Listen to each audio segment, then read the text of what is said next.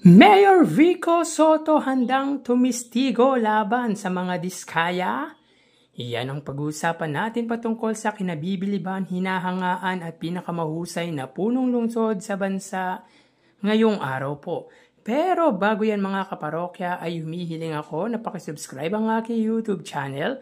Paki-like and share na din po mga kaparokya para mas dumami pa po ang makapanood ng content natin. Maraming salamat po sa inyo mga kaparokya. So yun nga po mga parokya, grabe na talaga ang garapalang ginagawa ng mga contractors na may connection sa matataas na posisyon dito sa bansa. Mga politikong ginagamit ang mga contractors para makakulimbat sa kaban ng bayan, yung mga taxpayers na nagsusumika para may ma-contribute sa ating bansa. Kawawa ang bansang Pilipinas, kawawa ang mamayang Pilipino sa mga pinagagawa ng mga politikong mapang-abuso sa kapwa Pilipino. Kaya maghalal tayo ng mas karapat-dapat na mamumuno sa ating bansa, isang leader na tatayo at titindig para sa kanyang mamayan. Kaya kung gusto nating may mabago sa bansa, umpisa natin sa ating sarili. Maghalal ng tama at nararapat. At isa lang ang nakikita kong leader na kayang tumindig sa ating mga Pilipino, mga kaparokya. Kaya push natin na pababain ang edad para sa Pangulo, Pangalawang Pangulo at Senador. At i-push din natin na si Mayor Vico Soto ay tumakbo kung sakaling mangyari yon mga kaparokya. And speaking of Mayor Vico Soto, handa daw itong humarap sa Senado at tumistigo laban sa mga diskaya once na ipatawag siya dito. At nakiusap mga kaparokya sa sambayan ng Pilipino na huwag hayaang matabunan ang issue sa flood control anomaly. So panoorin natin to mga kaparokya. Kinumpirma ni Senate Minority Leader Tito Soto na posibleng imbitahan ang kanyang pamangkin na si Pasig City Mayor Vico Soto sa investigasyon sa flood control scandal. Handa naman ang alkalde na humarap sa Senado. Willing to testify si Pasig City Mayor Vico Soto sa Senate investigation tungkol sa flood control projects.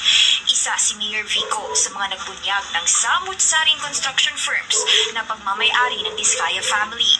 Panawagan niya sa madla, huwag hayaang matabunan ang issue sa flood control. Hindi pwedeng pagkatapos ng ilang buwan, tatahimik sila ang issue, tapos magkakalimutan na tayo. Hindi pwede. Huwag tayong pumayag bilang mga mamamayang Pilipino, bilang government officials, bilang ordinary mamamayan, bilang media. Huwag tayong pumayag na magkalimutan tayo after 2 months, after 2 years for that matter. Matatandaang nakamonitor ang alkalde sa previous hearing kung saan inaccurate umano ang ilan sa pahayag ni Sara Diskaya. Kabilang dyan ang paiba-ibang stand ng dati niyang mayoral contender tungkol sa pagkontrol nito sa siyam na construction firms. Sa kabila nito, ikinatuwa ni Soto ang ongoing investigation sa Kongreso. Pero ang pinaka-importante raw, mapanagot at makasuhan ang sinumang sangkot sa mga anomalya sa flood control projects. Pagdating sa mga kinumpiskang luxury vehicles ng mga diskaya, sana rin daw, kasunod nito, matigil na ang maduming kalakaran o modus sa gobyerno. Ang porsyentuhan ng mga opisyal sa pondo ng flood control hanggang sa makapagbulsa rin ng mga contractor. Bahala na po ang customs. Pero ang importante yung mga infrastructure projects na hindi na maulit. Kasi paulit-ulit na yung nangyayari sa atin eh.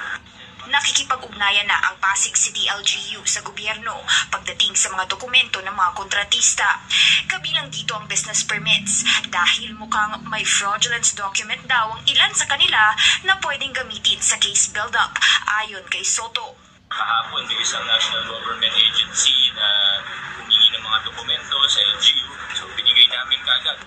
Let's all do our part to make sure that the people who are guilty are held accountable.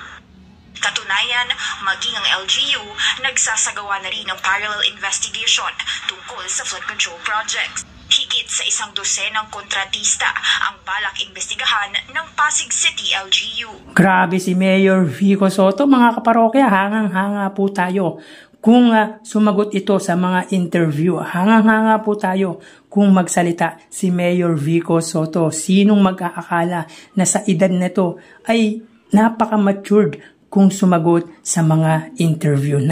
Yung mga words of wisdom nito mga kaparokya ay tunay na kahanga-hanga. So yun nga mga kaparokya, ayon nga kay Mayor Vico Sotto ay willing siyang tumistigo once na ipatawag siya sa Senado. Talagang hindi na po talagang mapipigilan si Mayor Vico Sotto na sugpuin ang korupsyon sa kanyang lungsod. Sana all, pati na din po dito sa buong bansa. Knowing naman po na connected ang nakatunggali ni Mayor Vico Sotto sa mga contractor na ibinunyag ni Pangulong Bongbong Marcos. 2 sa 15 contractors doon mga kaparokya ay pag-aari ng mga diskaya. Actually, number 2 at number 3. So talagang bilyon-bilyon ang natanggap nito mula sa kaban ng bayan. Sobra ang ginawa ng mga diskaya sa ating mga Pilipino.